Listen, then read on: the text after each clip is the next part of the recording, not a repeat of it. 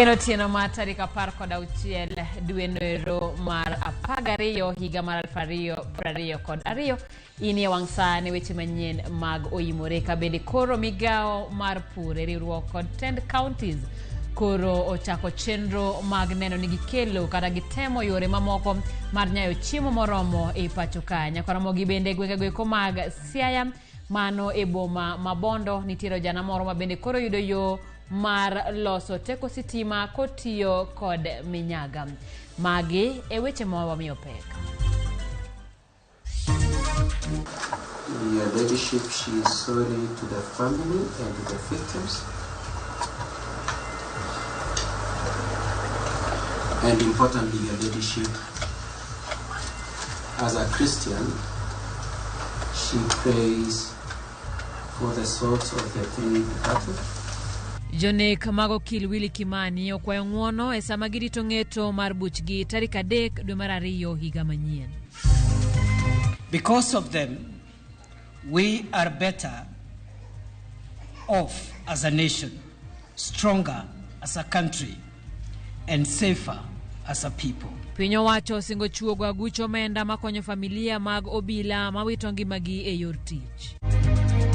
The national and county governments will work together to ensure inclusive policy and project development to enable the country achieve food and nutrition security.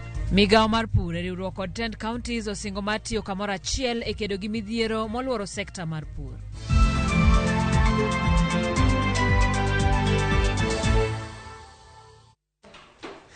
Nyakaramogi lai marwa mar ote machuok en 2-3-6-000. Inyalo tudri kodwa e mbui mar oganda mar Facebook, YouTube, bende yudo kanyo Instagram kachiel kod Twitter. Nyinga Simfrozo Kinda, jaloko marwa Elizabeth Otieno. Jatend migao mar arita Kithure Kindiki okwayo obila mondo kaw chung' motegno mar rito ngimagi e sama imonjogi kod jonjore. Kane oloso e nyasi mar 10 mar obila mawito ngimagi e yor tich higane, Kindiki bende olando chuogo agucho omenda mabiro konyo familia mag apisas mawito ngimagi e sama gitiyo. Jailieta miyowa mathoth.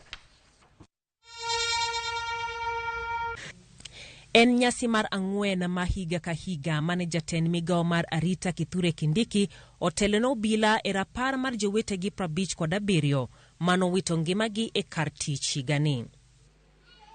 We are here to immortalize the memories of these men and women who have taken the final bow in acts of bravery and dedication in their respective services. Kata bed ni kwan maduong' mag obila ne owito ngimagi kalwero kod weche njore, wach mar kaka obila tiyo gi bunde nokelo to e kind jotelo.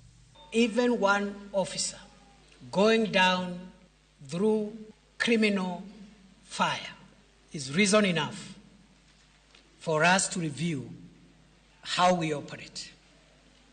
Kindiki nonyiso obila mondo kik bed gi luoro e tiyo gi bunde e sama jonjore monjogi, gino mamiyo thothgi wito ngimagi. I am not going to wait until I lose more officers. So IG, DIGs, GSU commander, everybody, let's go out. Mae wach mane ojiw kod Inspector General mar obila Jafeth Koome, mabende nokwedo joma seyo kaka obila tiyo gi bunde. Tukaambia tushike wengine, sijui alifanya nini Mombasa Road. Officers ambao walikuwa kwa hatari wanatupiwa bishare. Sasa njameni, officer ako kasi yake ya kusindikisha pesa za benki kuu, amepata barabara imefungwa, ameanza kutupiwa mishale, ako na bunduki. Njameni, kwani hiyo bunduki ni kalamu aanze kuandika nayo? Kindiki bende nonyiso Koome mondo ochuoga put mabende dhi neno kaka ichuogo agucho omenda makonyo familia obila mowito ngimagi e yor tich. To submit a report on how and on what framework we can establish a benevolent fund for the purpose for which I have stated. Within 30 days, I will need that report. Aput makama biro bedo gi jokanyo mawuoka obila mano National Police Service, obila mag jela, riwruok matayo tije obila, kanyakla koda migao mar arita. Jailieta, Ramogi TV. Anyuola moro kachiel kod riwruoge makedo ne ratich oganda Mombasa koro dwaro ni piny owacho mondo kaw okang' ne obila moro mane onego jaode gi magina mabang'e to owito ngimane e kar thieth kama ne Rik oringie kode. En masira mane otimore gweng' ma Bamburi e od bura kar chung' od bura ma Kisauni Mombasa, kama wachore ni dichuono ma en obila ne ogwandore gi minode kaeto owuodho musdola mochwado magina adek e bam miyono kod piny iye. Joja oko miyo waler kowuok Mombasa. En lit kod kuyo e kar thieth ma Coast General Mombasa kuma wede kod osiepe ne oyuore bang' winjo tho mar Emily Masisa mane jaode ochwado gi magina bang' gwandore e od gi Bamburi ndalo 10 mosekalo. En gino mane omako dho oganda mathoth ka wuon mosenindo to penjore ni to en chwanyruok mane madine miyo obila nochwad jaode gi magina e nyim nyathigi ma jahiga 1. Sababu hata kama ni kumuumiza angempika hata mkuu peke yake, akuwe na mkuu mmoja tukijua kwamba ni kiwete lakini hako hai. Lakini kummiminia marisasi kwa tumba, hata zingine zimekwama nini. Ako hapa tumba imepasuka. Juzi mama huyu amepigwa risasi 3. Risasi 2 kwa mapaja na risasi 1 imekwama ndani ya tumbo mpaka dakika hii tunavyozungumza. Mama huyu alipelekwa theater kwenda kufanyiwa upasuaji. La kusikitisha ni kwamba madaktari hawakuweza kutoa risasi hili. Na hii ni kesi ya 3 ambayo kama mama county ninapata. Kuna pasta ambaye aliua mke wake kwa madhabahu. Kuna mwingine alimchinja mke wake pia kule Mtopanga na kule Jomvu. Kwa hiyo hii kesi ya gender based violence imeendelea sana.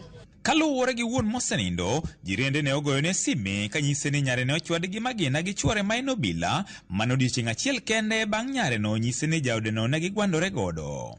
Ne oring kode kar thieth ma Coast General Mombasa kuma ne orwake kar jatuo moheore mar temo golo magina mokoni ne omoke bundiye eka ne bang'e to koro wito ngimane bang' ndalo 10. Na nikamwelezea saa hizi ni Christmas. Vunga virako vyako kuja nyumbani kwa hii Christmas akiwa na haja akufuate nyumbani.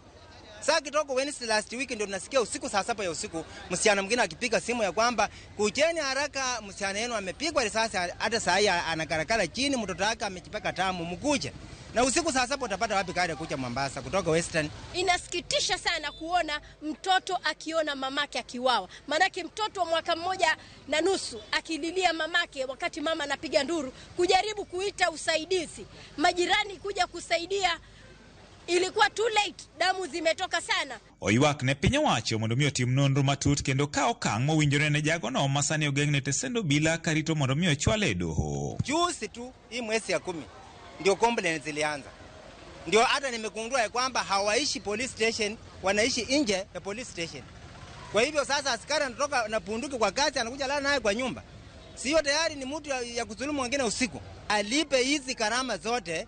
Akishalipa hizi karama zote afutwe kazi na pia afungwe. Itakuwa funzo kwa wale askari wengine wako na mchezo kama huyo. Kwa sababu bunduki ni ya kungoja mtu.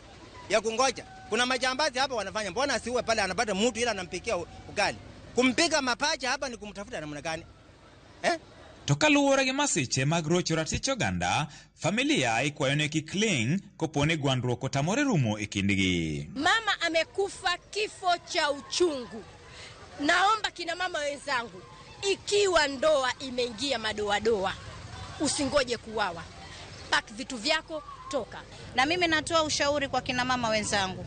Mimi naomba, mkiona signs, mkiona mambo si mazuri ndani ya nyumba, mimi naomba ondokeni. Ondokeni katika ndoa hizo ambazo zina shida. Ndoa haina raha ikiwa kama wewe utageuzwa punching bag. Nimewaacha watoto wawili na mimi ni mzee. Bila nitaendesha hii watoto mpaka wapate elimu, ninashindwa. Sijui mtafanya namna gani. Gikoni dwaro bende nitiere mar chiwo hocho ne obila ni mar giwuotho kod gige lweny. Lakini na mimi pia nataka niombe pia serikali. Hawa polisi wao wanapata ushauri na saa.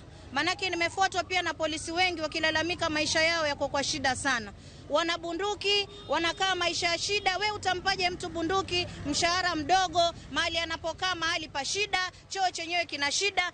Gin masiche mosebedo katimore kinde ka kinde ka korikoni dwaro nitiere mar piny owacho keto chenro mowinjore mar neno ni obila ichiwonegi chenro mar hocho mar gayo weche makamagi. George Aoko, Ramogi TV, Mombasa. Jal buche mawinjo bura Justice JC Lesit oyango ni apisa sadek magobila kod jal moro mane oyud kod ketho mar nego kil Willy Kimani kod jariyo mamoko biro ng'eyo kum mar gi tarik 3 dwe mar 2 higa manyien. Do nonego golo kum makamano odiochieng' makawuono bang' chwale nyime koa tarik 11 mar 11 higani. Chris Owino nigi ler.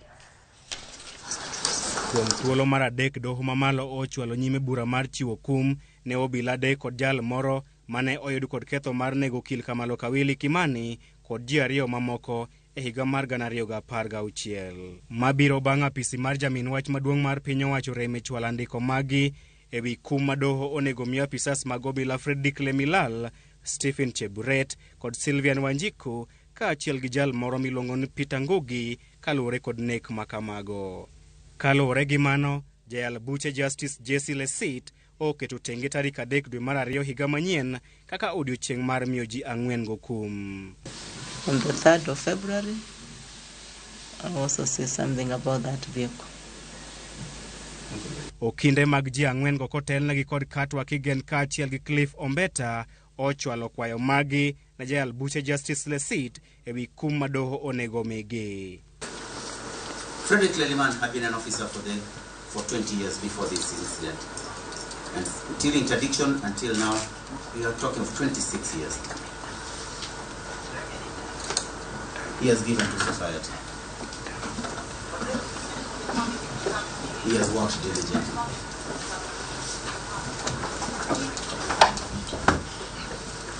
And now that he has asked for forgiveness from the family, and now that he has regretted the incident, and now that he has looked at you and asked for that kind of forgiveness, my lady, this is the kind of person that you want to jail for the rest of his life. Your ladyship, she says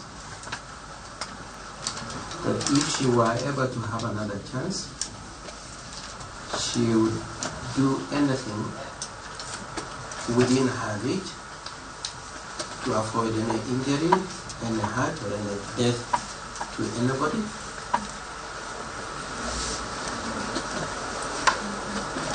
Your ladyship, she is sorry to the family and to the victims.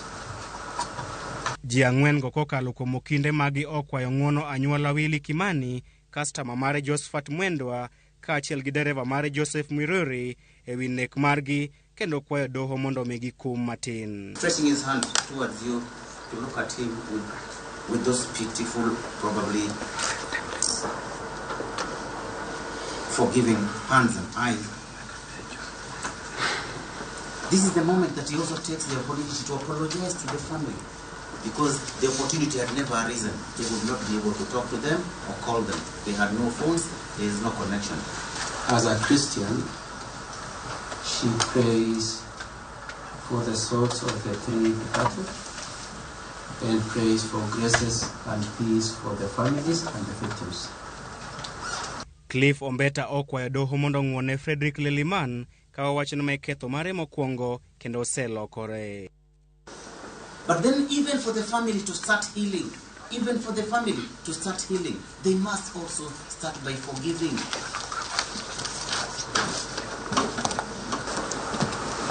The last born was born when he's in custody. He has never laid eyes on that child. He has not. This child needs his care, needs his guidance. Kigen kod Ombeta bende onyiso Justice Lesit ni ji 4 go osebet e ute twech kuom thuolo mar higni 6 mokalo, gino magiwacho ni en kum moromre kodgi bang' kwayo ng'uono kod loko timbegi. In the event you do find that the 6 years are not adequate, your ladyship, and we very nicely pray that you do. However, your ladyship, if you do find that the 6 years are not adequate, your ladyship, we very much pray and join in the probation officer that you do allow whatever residual term you deem necessary to give her to be served outside prison. Mabiro kata doko ni anyuola Willy Kimani to ne okwayo doho mondo kik ng'wone ji 4 go. Justice Jesse Lesit ne oyudo ji 4 go kod ketho mar nek tarik 22 dwe mar 7 higani. Gikone to bura ewi nek mar okil Kamalo Kawili Kimani kod ji mamoko 2 ma osebedo kadhi nyime e nyim doho kuom thuolo mar higni 6 mokalo dhi chopo e ng'ende tarik 3 dwe mar 2 higa manyien, kama jayal buche dhi chiwo kum ne ji 4 ma itudo kod nek makamano. Chris Owino, Ramogi TV, Milimani Lokot, Nairobi. Jalup jatend piny Rigathi Gachagua ochiko migawo mar lowo mondo duokne mbalariany ma Kenyatta lowo ma osebedo ka kelo ywaruok, gino mabende ne omiyo jatend mbalariany no Paul Wainaina ochunge tich. Kane oloso e nyasi mar 52 mar sidho gudu jopuonjre e mbalariany no, Gachagua owacho ni chenro mar pogo lowo mar mbalariany no ne ok otime yo makare. E weche ma osebedo kaluoro lowo mane ochiwne migepe ma pinje ma oko machiwo thieth e pachoka, jalup jatend piny Rigathi Gachagua owuok oko kendo chiko migawo mar lowo oduokne mbalariany ma Kenyatta lobno. We have hence instructed the Ministry of Lands to cancel those allocations and reinstate the lands to Kenyatta University. Bende omedo ni chenro mar chiwo lobno ne okalo chik, gino ma bende ne chano chungo dongruok mar mbalariany no. Had things gone wrong and Dr. William Ruto was not elected as president, your land had already been grabbed after Professor Wainaina and the council were removed. Omedo ni nitiere jomoko e piny owacho mokalo mane temo nyako lobno, gino mane okelo ywaruok kopuoyo ten mbalariany no kuom chung' motegno kedo ne lobno. Professor Wainaina refused impunity. He refused to cooperate in allowing people in the previous administration to grab land for this university. Gachagua bende ne okawo thuolo mar kwayo ng'uono kuom jatend skundno Patrick Wainaina kaluwore ni ne ochunge tich kotenore gi weche lowo no. Professor Wainaina and the Senate, on behalf of the government of the Republic of Kenya and the political leadership, we want to apologize to you and your family and the Kenyatta University fraternity for the humiliation that you are accorded for standing firm to refuse the land of Kenyatta University. Gachagua okwayo jotend riwruoge piny owacho obed akicha kendo orit kuondego magin mag jopiny ka osingo ni piny owacho biro tiyo machiegni kodgi. I want to say and I want to challenge all those given the responsibility to run our institutions. Please be firm. Never be intimidated to do the wrong things. Piny owacho chano duoko eka 410 ne mbalariany mar Kenyatta, kama eka 190 ibiro chiwne jogo ma osebedo ka jot e kar dak ma kamae mayudore Kahawa West, kar chung' od bura mar Roysambu. Flora Atieno, Ramogi TV. Migawo mar pur kod piny owacho mar counties osingo tiyo kamoro achiel e rido chenro mag pur kod pith mar jamni mar medo nyayo chiemo kendo tego migawo no. Ma katend counties makaluwo ywak ni pur kod pith jamni odok chien e gwengegi. Jatend migawo mar pur Mithika Linturi okwayo jopur mondo oti kod lony manyasani e neno ni gimedo yuto e puothe. Ripoti yango ni gie sani jo Kenya makwan gi ohewo milion 6 odak kod ngaji mikelo kod midhiero mar oro masani okwako gwenge mathoth e pachoka. Midhiero ni en kaluwore kod nok mar koth kod ng'ikruok mamoko masani okwako sekta mar pur kod pith e pachoka. Migawo mar pur e riwruok kod 10 counties osingo mar tiyo kamoro achiel e kedo gi midhiero moloro sekta mar pur. I've had an opportunity to visit 7 counties. There is no county that I've gone without the company of the governors. I am telling you, this meeting is so important because the information that you people may require is information that I have. It is only that this information is not with you, it is not with the farm. In the spirit of collaboration and consultation, the national and county governments will work together to ensure inclusive policy and project development to enable the country achieve food and nutrition security. The national and county governments will put in place appropriate measures to address current challenges in agricultural production to ensure the country becomes food secure and net exporter of agricultural products in the short run. The 2 levels of government are committed to moving the 2 million chronically food insecure to food secure. 3, the Ministry of Agriculture and the Council of Governors will hold a consultative meeting in the last week of January 2023 to receive the report of the technical team formed to review and harmonize the legal framework and align the reforms to the Constitution and the devolved system of government for effective implementation at the county level. Bende migao kachiel koda counties osingo mar siro jopur e yore duto mar neno ni piny Kenya obedo koda mwandu mathoth maginyalo tero nyaka e pinje maoko. The national government to work together with the counties to streamline exploitation of minerals in the country. A framework will be developed to ensure involvement of counties in prospecting for minerals and issuance of mining licenses. 14, the Ministry of Agriculture and county governments to collaborate in expediting the implementation of reforms in the sugar, tea and coffee sectors. Further, the Ministry and the Council of Governors will fast-track the process of privatization of sugar factories. Maka governors yogo midhiero moluoro sekta mar pur e counties gi. Governor ma Migori Ochila Yako nyiso luoro ni pur mar niang kod pith rech e gwenge mag Nam Lolwe kidek tho chutho ponono ni piny owacho ok bi reso sekta no. Kidhi sani tinga opuroni kata dhok opuroni idwaro pesa mang'eny kuomi. Kidhi ng'iewo kodhi beche tek, kidhi ng'iewo fertilizer beche tek. Sirikal dwaro noduok bech gigo piny en chiro mar gik magipuro. Kidhi kuonde ma rabuon chieke kaka Thurwa Migori kata Homa Bay, rabuon ochiek Tandawuoya to onge chiro. Kidhi ibro yudo ka japuro kwamo gi nyanya kata lot susa kata lot mora mora onge chiro. Ng'ama wacho wach GMO ni GMO no ni en bilo moro mabro konyo ji oyo. Wach mabende ojiw kod governors mathoth mayuak ni gwenge gitimo marach e weche mag nyayo chiemo. You go to Busia and I'm sure most of the neighboring counties, we are relying on Uganda for our needs. And I think even nationally, Kenya, in terms of our food security, what we get through the border from Uganda plays a very major role, and yet we can be able to produce. Yesterday we were also even discussing now things like onion and tomatoes are also coming from Tanzania into those areas. Well, that's what I'm saying now, agriculture has rusted. Waziri again, if you go deeper, and this goes to my Waziri of the Blue Economy, you know, we are now getting fish from China. Pastoralism is the way of life. It's only because of lack of water. If water is provided in those regions, those counties, irrigation can be a way of life, and it will change the pastoral community's mindset. Romo market gi mai biro bak kendo e giko dwe mokwongo mar higa manyien. Jatend piny Kenya William Ruto singo mar bero ngima jo Kenya modak e pinje maoko. Ruto wacho ni migawo manyien molosi mar ng'iyo ngima jogo modak e pinje maoko bende dhi konyo e gero chumi ma pacho ka. Magino wacho e kinde manotimo limbe mare e boma ma Washington DC piny mar Amerika kama ne oromo gi jo Kenya ma odak kono. Omedo ni kama notimore to dhi konyo e kelo dongruok bende e piny Kenya.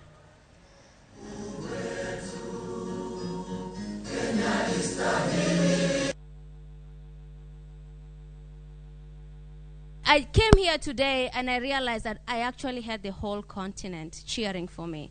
And I don't take that for granted. Thank you so much. Thank you so much for cheering for me. Thank you so much for putting us on the map. And thank you so much for all the support that you have given us. On terms of passports, we're working on a system whereby we'll have a roving biometric machine that will be able to go around the country so you can come do your biometrics and get your documents. We're also working on a system whereby we will get offices to be dealing with issues of visas and IDs and others. We're also working on an issue in the American spirit that if you want your passport, regular speed of 2 weeks, you pay the normal fee. If you want it in 1 week, you can pay $500. If you want it in 4 hours, you pay $2,000, so that to pay for the charges of getting the services, for you to be able to get the service you need when you need it. Diaspora cannot just be viewed in terms of remittance. Diaspora is a whole body of Kenyans that require services. They are our best ambassadors. They have done us proud. They participate in the development of our country, and they deserve the best from our government. Riwruok mar jochiw arita Kenya National Private Security Workers Union okwedo paro ma piny owacho ni godo mar tiyo gi apisas mag NYS e rito mwandu mag piny owacho. Ma en tok jalup jatend piny Rigathi Gachagua lando odiochieng' manyoro ni piny owacho biro tiyo kodgi e rito ute mag piny owacho. Jakom mar jochiw arita Isaac Adambwa nowacho ni tiyo gi NYS dhi hinyogi kendo thothgi biro lalo tijegi kod yuto maggi. Sasa hilo umesema hiyo nataka William Ruto anipatie. Tunafanya nini? Ndio tunautuka. Program.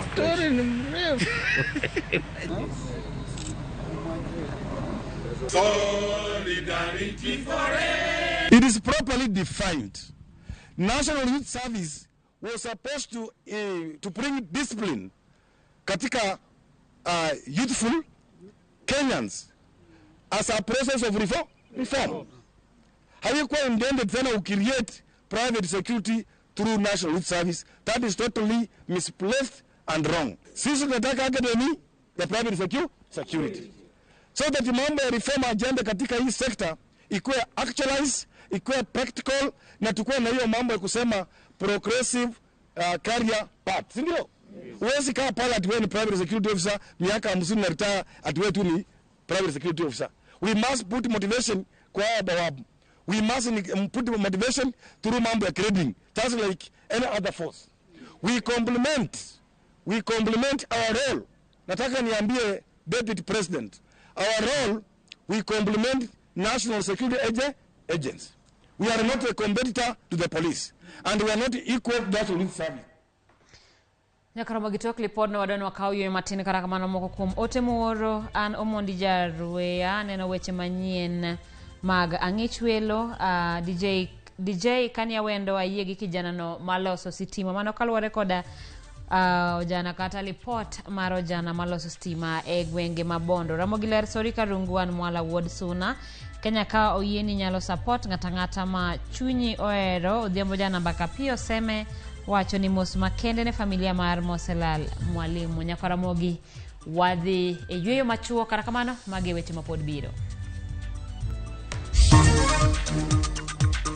Akwayo jogo mawuotho kadang'ni e kor gweng' kodoyo wedegini kamanyo pesa madigicham ok gimenyne luo gimenyo ne gin giwegi. Rowere boma ma Kisumu osiemo moko kuom jotelo magiwacho ni ketho nying Raila Odinga. Username Investments presents the domain Kisumu along Kisumu Mambo Leo Miwani Tamak Road starting from 399,000. SMS the word dollar to 20321 or call 0725 000 222.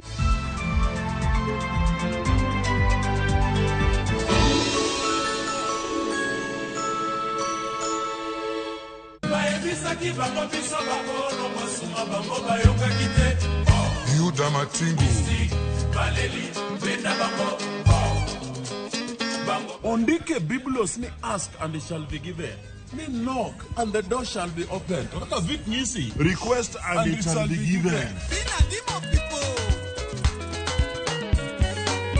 Wangini wakelo ne request kende yani ni yoro text, yoro message. Number ma studio en aria deka uchelo no. Ma entie dero, the house of Ruba.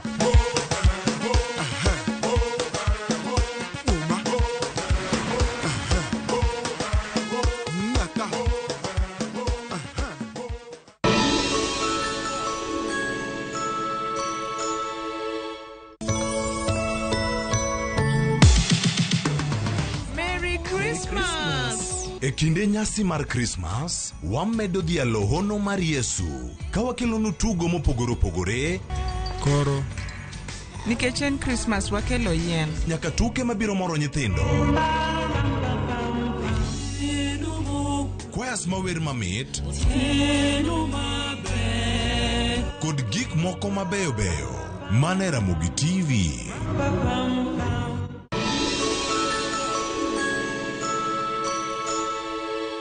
Qatar Jackpot. 6 games, 8 bob, shinda 60k kila siku. Tuma neno QJP kwa 29063. Not for persons under the age of 18. BCLB number 416.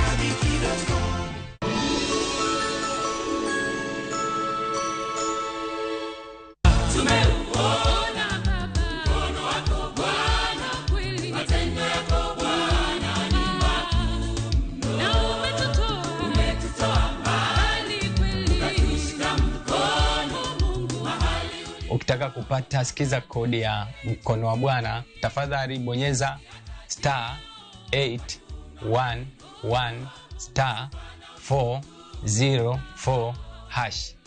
Kumbuka, sikiza na Citizen ni nyumbani kwa wasanii wote.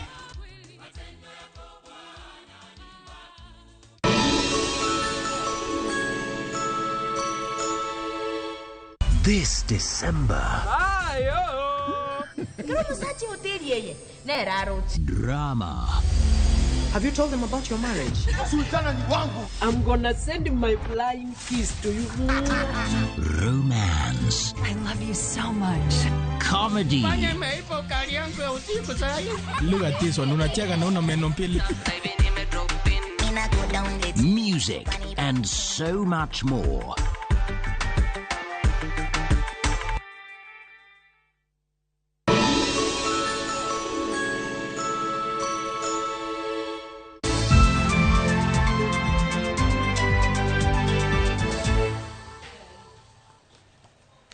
Machiegni kendo kweth mar rowere mawuok Kisumu Youth Association koro wuok tung' mosuo gi moko kuom jotelo e piny Kaluo ma koro wuok oko mar tiyo gi nying ogai mar Azimio la Umoja Raila Odinga kendo nywande gi anyuolane e weche ma ok ochomo yo e kuonde chokruok.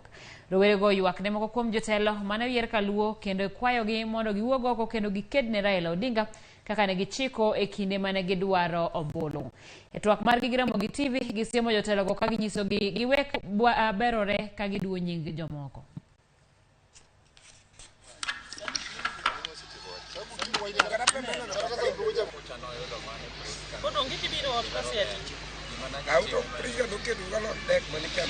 Wan kaka yudhe ma Kisumu County wakwero wach jotelo moko masane wuok ni manyo pesa gi nying Raila. Raila osetimo gik mang'eny e piny ka, omiyo nyaka yud luor makende. Kuom mano wakwero jogo mamanyo tich gi nying jakom Raila Amolo Odinga ni gidhi gimany karatas mondo gimany godo tich.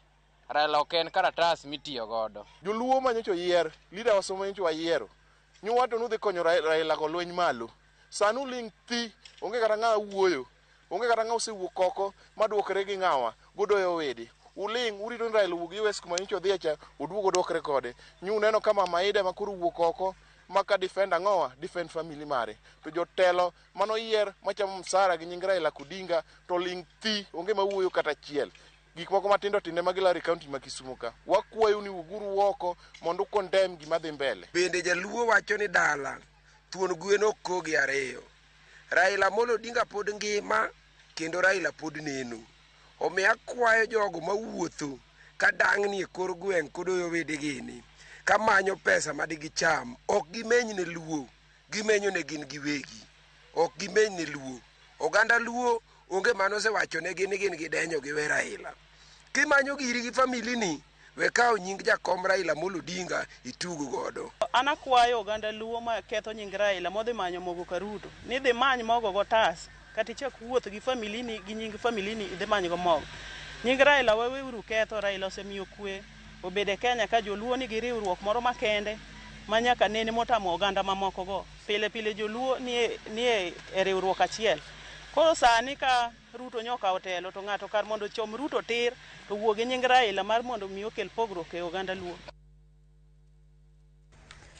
Jodak gi jonyuol mawuok e kar dak ma Orongo e kar chung' od bura ma Kisumu East oriwore kanyakla gi jodito mag riwruog jopuonj primar mano mar NAT ka gikwayo apisas mag arita kwe mondo wuog oko kendo migi duoko mapiyo piyo kaluwore gi nek makoch mar japuonj skund primar ma Nyaimbo mane otimore tarik 12 dweni.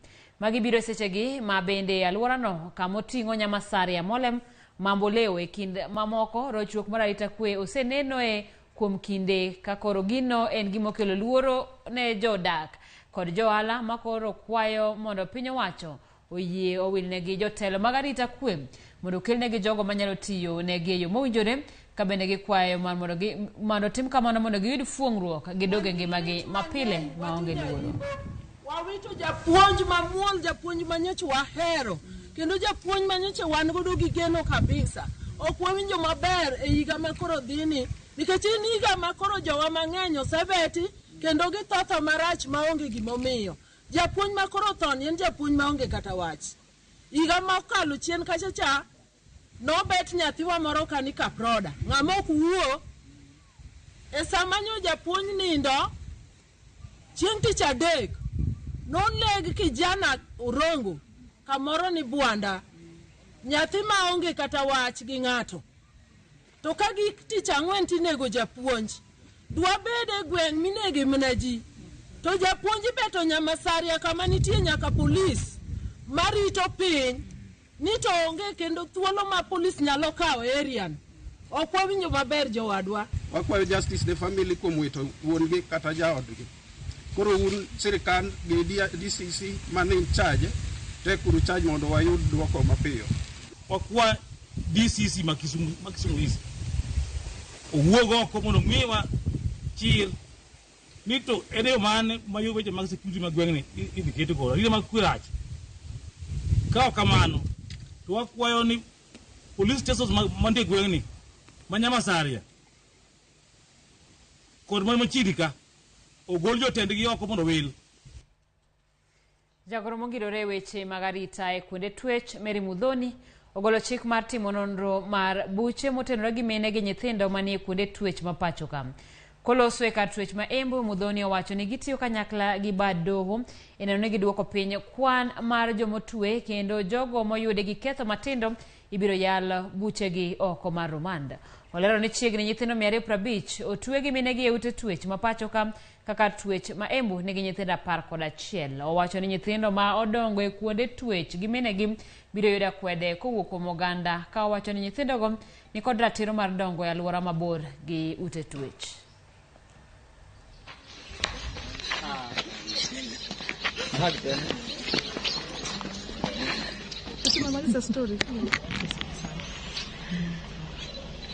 We have been working very closely with the judiciary, and we have pleaded that some of the cases are fast-tracked.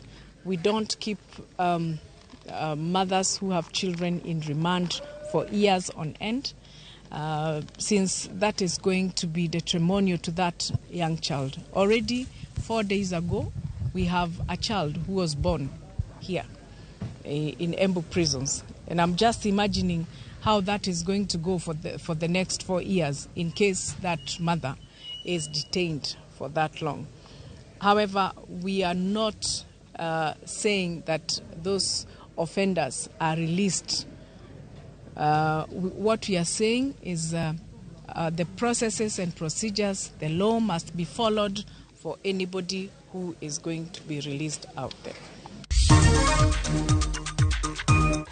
En project magolo mach ma wuok kuom oko mar dhano nyaka stima minyalo tige ot, inyalo nego light, inyalo nego TV. Japuonjre moro e gweng' ma Bondo loso stima kotiyo gi minyaga. Username Investments presents the domain Kisumu along Kisumu Mambo Leo Miwani Tamak Road, starting from 399,000. SMS the word dollar to 20321 or call 0725 000 222.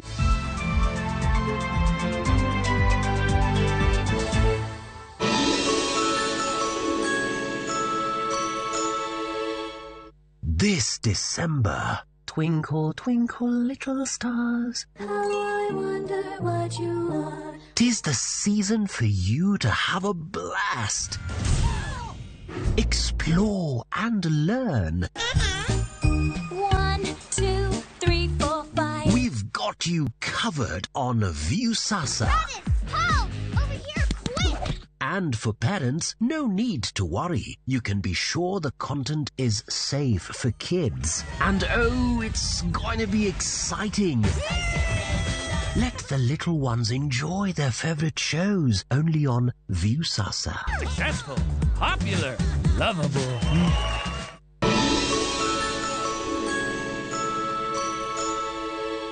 Twende Maju na View Travel. 5 days Dubai or Zanzibar from $600. 5 days Mauritius from $900. 4 days Seychelles from $1,000. 5 days Malaysia from $1,500. 5 days Thailand holiday from $1,100. 5 days Cape Town from $1,000 and Bali 5 days from $2,200. Call 0703-254-254 or email connect@viewtravel.com. To fly my juba.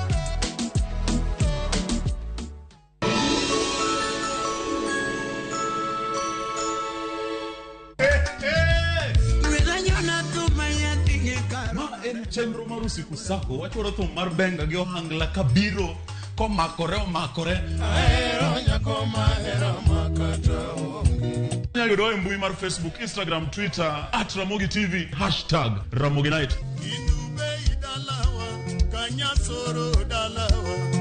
Inube idalawa kanyasoro dalawa mitmaratari wawacho ni mitasali pekmeli watio matek jokanyana nyandwat nyaka milambo.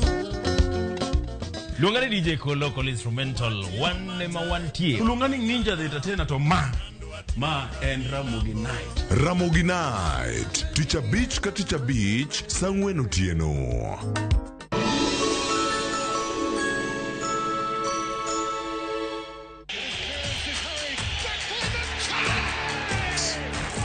Have doodles taken over your home? Hey, I need to suck your blood. Get Bolt and get your home back. Unlike other insecticides made from toxic synthetic pyrethroids, Bolt is made from 100% natural Kenyan pyrethrum, making it gentle on you but deadly on flying and crawling insects. When doodles strike, stop them dead. Bolt insecticide, gentle on you, deadly on doodles. Get Bolt insecticide today.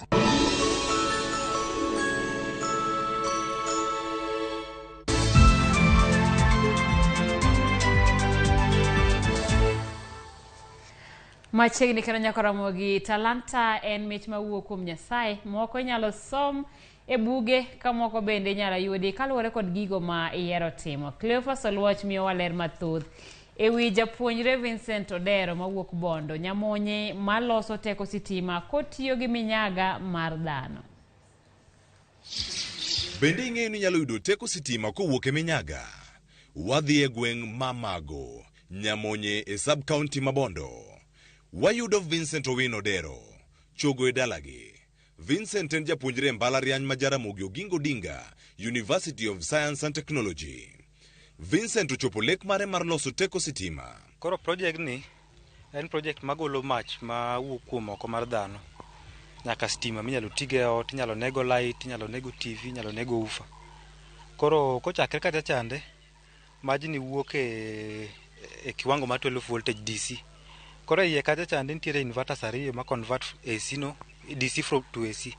Then mamalo kacha chande matin chande and step up transformer ma step up the 240 AC to 1000 HT. Koro mae en 1000 HT mo kenya ke transformer ni. Gik mane Vincent timo ne obwogo min mare ka oluor ni ponono onyalo kelo masira. To wuda ni nochako tije ni Kenja primary, Kenja lower classes. Koro no onyalo kawo torch to ketho, to golo globe to kete koro to liel kama. Seche moko onyalo kawo radio to ketho to loso kamano. Koro no paro ni ojaketh gik moko ka no puonje tich. Koro kuom mago te osetimo gino ma chopo kama sani mama adwa loso stima. Kaka keto ot kala loso stima. Ng'ise ni loso stima ok biro ketho gik moko ka hapana. En ma ok keth gik moko loso gi choo man kaeni. Koro no waluor koparo ni samoro onyalo kata ketho gik moko kata onyalo inyo cheyo mora mora. To gik ma otiyo godo e loso teko sitima ne ogolo kanye? Material matiyo kuonde gi ayudo ga yude scrap ma kuonde ma jo power tiye weni ma gigo dong ta choko ta unganisha tatiyo ka then poles gi tang'ada e puodho kuonde gi motwi ma natural gitu. Pogruok ni kanye kind teko sitima ma oloso kod mano ma itiyo godo pile ka pile? Pogruok en mana ni stima ni oringe frequency mopogore nikech mach matiyo Kenya robeni ringe frequency mar 50 to 60 hertz to lakini mae ringo less 30 hertz. Koro 30 hertz no kuti kode aminga sana to oketho appliances. Koro mane challenge mapradongo monda a correct from that 30 hertz mondo ring range mar between 50 to 60. Kata kamano, Vincent kalo e achiedh nade moko matame loso teko sitima kaka dwarore. Transformer ni nyalo supply like 7 more homes kopogre gi mai. Eco bid balance nikech majni ngeny sana. Koro kinyalo miye mita biriyo to nyalo bedo sawa, lakini okanya timo mano, nagombo timo mano okanya timo mano nikech nitiere license, nitiere legal nini moko manyaka ikal through mondo kisambazo stima. Challenges mantiere gin mag koth. Ka koth chwe sana to pi kodonje cho to dilute that mixture. Koro mach biro ma very less. Kasto gi transformer materials matigo gi ok gin materials ma are recommended for this nini. Koro transformer ni na transformer loso dala ka kijua kali tu. Koro kanya yudo transformer chande manyalo go mach ma strong cha ma is oil cooled, ma is air cooled. Koro kanya yudo transformer ma is oil cooled and the coiling is perfect, moko sitting, yeah, it can be better. But my sani kimi load mang'eny to ngado mach olal. Kalodo dok chien to dugo close circuit. Vincent koro nigi gombo mar bero chenro mage mag loso teko mar sitima, ka bende odwaro ndiko sitima ma oloso kod sirkal ma pachoka. Nitiere gimiluongo ni thermocouple e choka nyono. Koro thermocouple ni en gima convert liet mar oko chande into mach direct. Then nitiere ma convert hydrogen mantiere lach dhano chande into mach. Koro mana kena nyalo mano an gi gombo moro ni I explain mai ka se register bose bedo my own project. Nikech katimo kamano to kiny miwinjo ni ng'ato loso moro thika and all that. Koro adito mondo assign mondo bed my project, koro kanyalo share out idea no. Vincent osebedo katemo loso teko mar sitima kende dalagi kuom kinde malach, to ma koro obedo adieri. Wach ma koro wacho ni obwogo oganda mang'eny e gweng'gi. E gweng' to obwogo ji sana. Ya obwogo ji nikech ok en gima dhano nyalo expect. Ng'eni kibiro tinyiso ng'ato ni ng'ano naloso mach mar choka atakuona kam jobone ni ng'at mofuwo matemo wuondo ji or something like that neno. But jonyuol na to gino nok obwogo nikech en gima nachako chon. Janyuol Vincent, Monica Odero, nigi mor ka olero okenge ma Vincent osegoyo e dwaro mare mar loso teko sitima gi kaka osekonyogi. Koro gino osebedo ka konyowa kabisa. Osebedo morwa, ok wanyiew sola, ok wanyiew gimoro amora, watiyo mana gi stimbe no ero. Vincent nigi lek mar yudo yuto maber kaluwore gi fuono lony mar loso teko sitima kowuok e minyaga. En gi geno ni obiro yudo sir madwarore. Sani, teko sitima itiyo godo e tugo thum kod neno wang' jowi, kaachiel gi chiwo ler e ot. Cleophas Oluoch, Ramogi TV. Erokamano Cleophas kuom lipot machalo kamano, mana kana wacho ni geno en ni nitiere ng'ama biro wuok mar siro Vincent mar neno ni lek mare ok otho kendo oyudo duoko kuom moko kuom ng'ikruok ma en godo mana ni chenrono odhi makare kendo kelo lokruok e gweng' kaachiel koda alwora mare. Riwruok mar ndeke pacho ka oyango wuoth machiel kachiel kowuok e boma ma Mombasa nyaka e piny Dubai.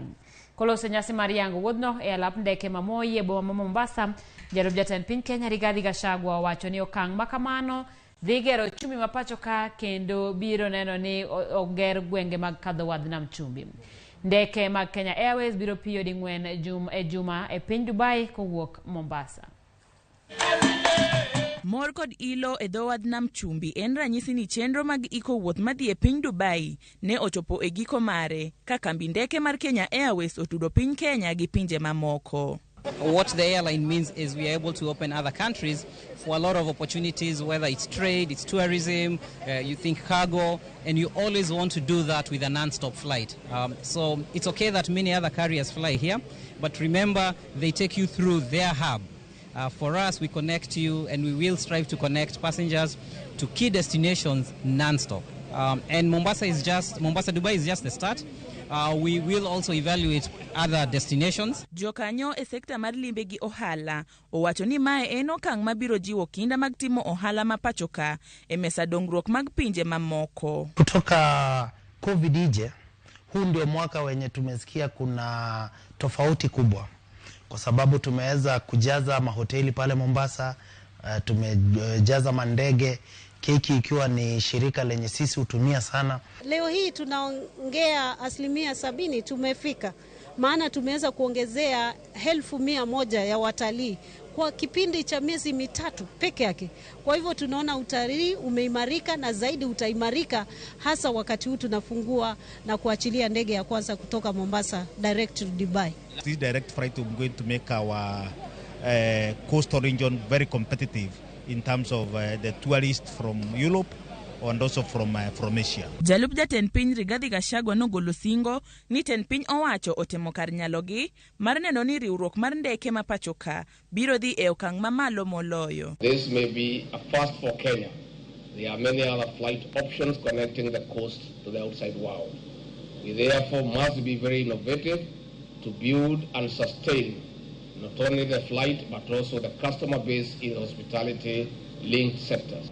In this regard, we will be formulating a progressive aviation policy that will see the modernization of our operations, improvement of our infrastructure, and enhancement of connectivity. Sio ni hii moja peke yake tumeipigia kongole na kisha baada hapo tunanyamaza. Tunataka tuweze kupata zaidi na zaidi. Jariem ndege ma KQ306 Kavit Devi oyudo bendera mar chako wuoth ma ayangani. Wuoth mane okawo seche 4 mondo ochopia lap ndeke ma Dubai. It's always our pleasure to just see the passengers happy. Flight has been very nice, being a maiden flight, and we have really enjoyed. Geno en ni wuoth machal kamae biro medo kwand jolimbe e dho wadh nam chumbi gi piny Kenya mangima, kendo mano dhi dongo uchumi ma pacho. Betty Juma, Ramogi TV. Jatend migawo mar weche wuoth Kipchumba Murkomen onyiso luoro mare kaluwore gi masira mag apaya mamedore karol gi geche ma ok opuodhi maringo apaya ahinya to e kindeni mag nyasi mag skuku. Osiemo wang' johala moko ni keto joriembo gi tich kuom thuolo malach miyo gi olo mabang'e to kelo masirago. Ewi mano Murkomen olero ni chenro dhi nyime mar keto gach okolo mabiro ting'o jowuoth moyo 800 nyaka e counties ma imbo mar Kenya, kendo medo geche matero jowuoth e county ma Mombasa kaka yorno mar duoko chien kwan jowuoth ma yudo kaachiel koda masiche e apaya. We want to encourage the business owners to hire more drivers and give our young people more work instead of overworking those who are already in place, and when they are fatigued, now they cause accidents in our roads. If a driver is drunk, why do you have to board that motor vehicle, matatu? Let's be able to tell the driver, I'm not boarding this vehicle because you are drunk. So citizens can help us achieve more enforcement if we take consideration, wear your safety belt, do the right things, and it will mitigate the number of accidents that we have on our road. Joriembo e wuodhe maboyo okwayo tend piny Kenya mondo nene dhungruok mar geche e tong' mar piny Kenya gi Uganda odok chien. Kaluwore gi joriembo go, dhungruok no othiro chenro mathoth e dho wadh ma Mombasa kotenore gi seche mang'eny mag chwalo sike kowuok pacho ka nyaka pinje malibamba ma Uganda, Rwanda to kod Congo. Gidwaro ni tend piny Kenya otim nonro mar joriembo gi ting' margi e gero chumi ma pacho ka kage wacho ni joriembo mathoth tiyo mak mana ni ok gigol osuru.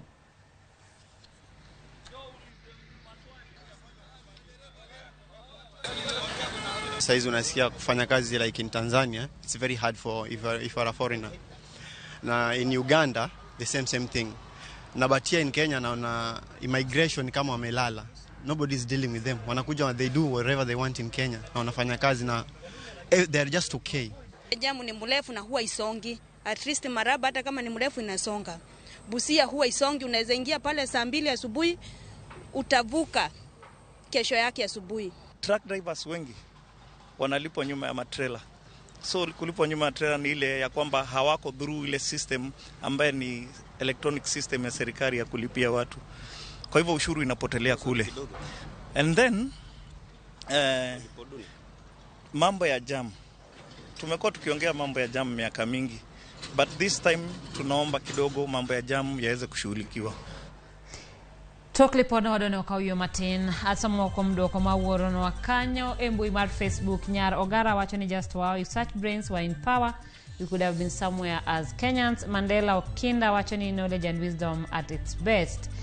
John Godsilla wacho ni jaluen ng'amariek ma onge mibiro pim kode e Kenya mangima.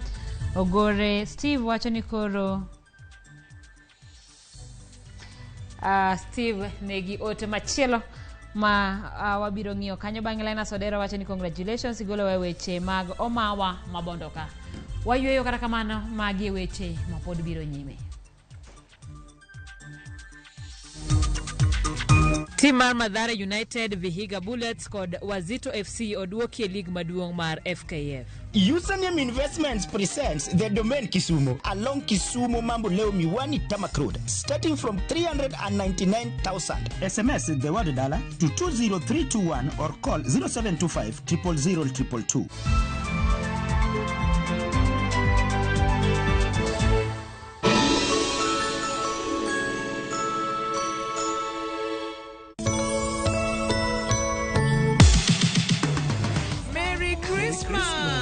E kinde nyasi mar Christmas, wamedo dhi alohono mar Yesu, ka wakelonu tugo mopogore opogore, koro nikech en Christmas wakelo yien, nyaka tuke mabiro moro nyithindo, kwayas mawer mamit, kod gik moko mabeyo beyo. Mana e Ramogi TV.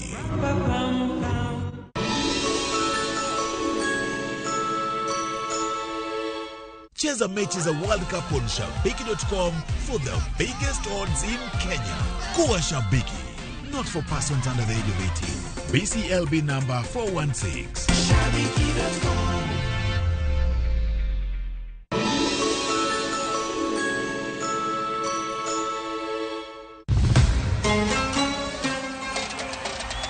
Qatar, Piny Kingi, Sheikh Tamim Hamad Al Thani. Timbe 32 rakore ka wengegi giketo e okombe adhula mar nyadhi e piny mangima. World Cup obiro bedo tim mar Brazil, France, kose achiel kuom pinje Afrika en mabiro kelo okombe no kuom thuolo mokwongo. Adhula ogoyo tach. Kete mana e kuku World Cup wuok tich nyaka tich abich saa 7:30 odiechieng' e Ramogi TV, Citizen Digital to kod View Sasa.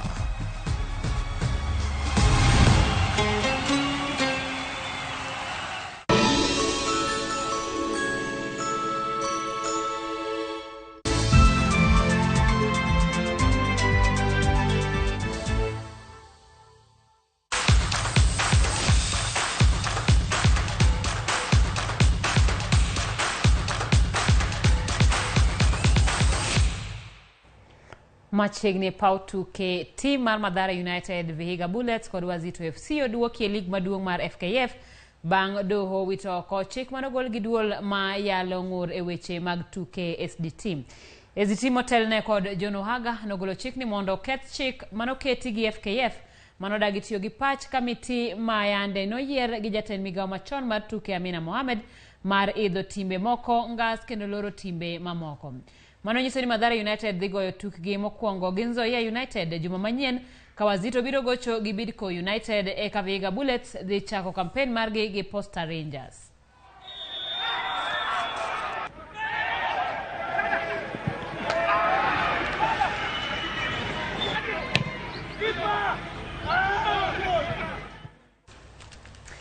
E tuke mag rugby en tim mar rugby mar Kenya mar jotugo abiriyo koni gi koni mong'ere kaka Shujaa oyudo sir mar omenda maromo $126 mabiro dhi nyime kuom higni 3. Sir makamano biro nywako nyaka tim mar jotugo manie bwo higni 20 mong'ere kaka Morans. Maeri timore seche ma timno osenyiso chia e tuk rugby e Afrika kod piny ngima. Jumbere mokalo jotugo moko mag Shujaa nowuok e lela ka gikwayo jo Samaria mang'won mondo konygi ni mar pok ne ochulgi kendo mondo giyud kaka gidhi chopie tuke mag Dubai Sevens kod mago madhi South Africa.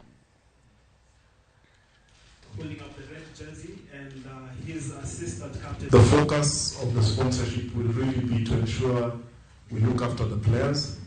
I think the CS talked about the goose that lays the golden egg, and so we are prioritizing that aspect to ensure that we look after the key resource that really lays the bacon for the whole union. Maroma pisas alfapar kod ang'wen mag obila oseore boma ma Doha e piny Qatar mar keto arita Jumapil chieng' final mar World Cup. Apisago gin mago mawuok e piny Qatar kod pinje malibamba. Ufaransa biro rakore gi Argentina e final no ma Ufaransa dwaro nuore